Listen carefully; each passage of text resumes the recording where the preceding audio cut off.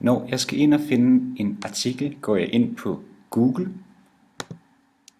og så googler jeg EMU og Infomedia.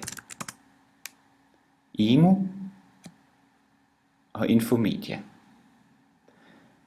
Det første link, der dukker op, fører til den her hjemmeside, og der skal jeg logge på.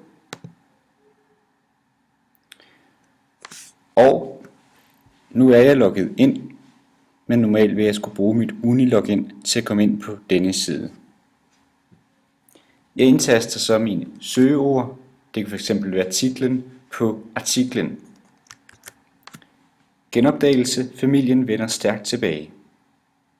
Jeg går herover og siger, at alle ord skal indgå i artiklen, og jeg går herind og siger, at artiklen, den ved jeg er fra 2008, så den er jo inden for de seneste 10 år.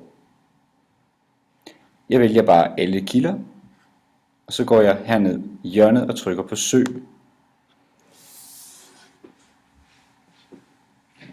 Den første artikel, der dukker op, det er den her. Genopdagelse: familien vender tilbage. Så kan jeg vælge at trykke her og få den i sådan et format her. Eller hvis jeg har PDF på min computer, kan jeg vælge at trykke herover og få den i dens oprindelige avisformat, hvis ellers at avisen er uploadet herinde i systemet.